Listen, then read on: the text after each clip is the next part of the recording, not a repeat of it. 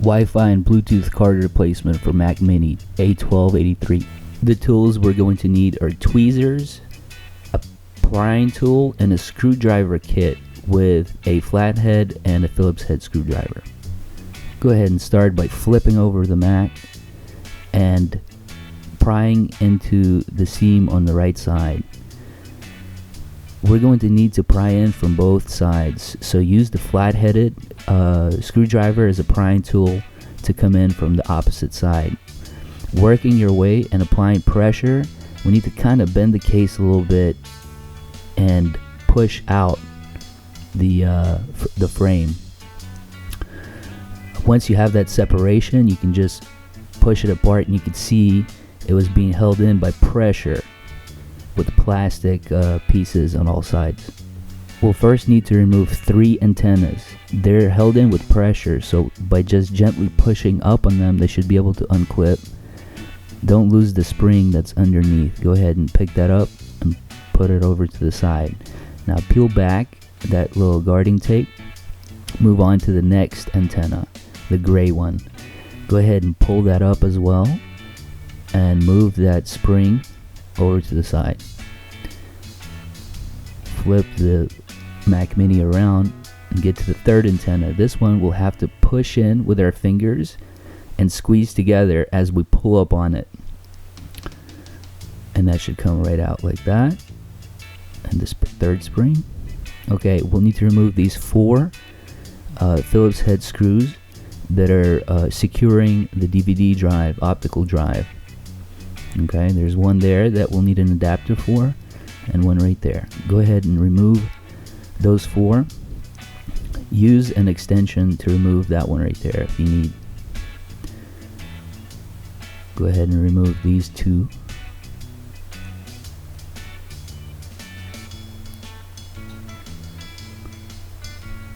Removing these 4 screws, now we need to go ahead and peel back and disconnect that bridge ribbon cable right there. Gently disconnect that.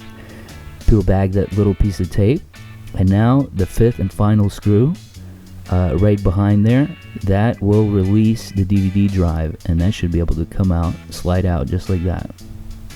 With the DVD drive removed, we need to remove the hard drive bracket enclosure. It's being held in with 4 Phillips head screws.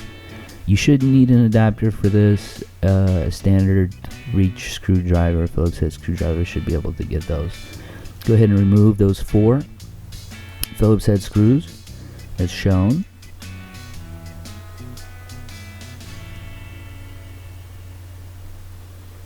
With those 4 screws removed, go ahead and start prying and lifting up. That hard drive and bracket has a bridge that connects it to the logic board, so just gently push it up. One of the antennas might pop out. Okay, so let's remove all of the antennas out of the way. Go ahead and push that red one over to the side. Go ahead and unclip this blue one for the Bluetooth antenna.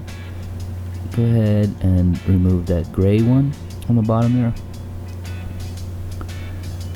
And now we have access. Let's remove the 3 Phillips head screws. Untug that ribbon cable right there. Go ahead and unplug the card and remove these 3 Phillips head screws. I'll go ahead and speed this up. There's one there on the left, one on the top, one on the bottom. With those 4 screws removed, you should be able to just lift that card right up and out. Wi-Fi and Bluetooth card installation. Reinstalling the card, just go ahead and reinsert it back into its orientation. Go ahead and resecure the 3 Phillips head screws.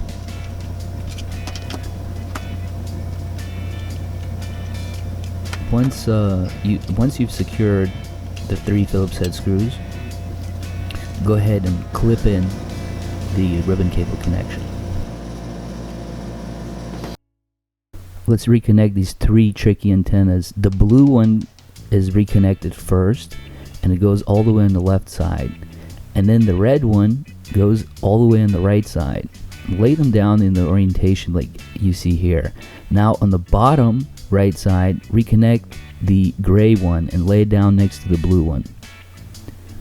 Now let's put the hard drive bracket back over it. Make sure that you have enough antenna slack for all of the antennas to reach the places where they get clipped in.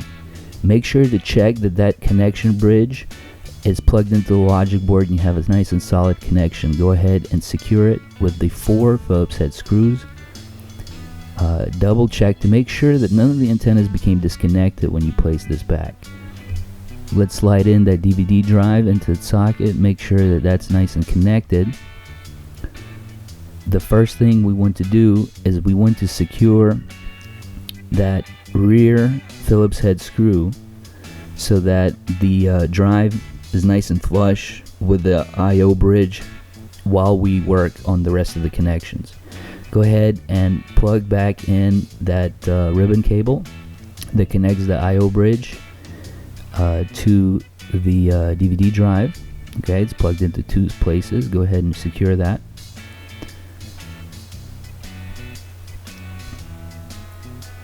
Once that's secure, go ahead and put back the 2 Phillips head screws on the left side and then the 2 Phillips head screws on the right side of the DVD drive. That last 4th screw might need a extension socket. Okay, now let's place back the antennas. Go ahead, put that spring back and load that first Bluetooth blue antenna. It just should clip right in. Okay, now place back the spring and the gray antenna, and that should click right in as well. Let's flip it around, and the 3rd and final antenna. Let's go ahead and place back that spring.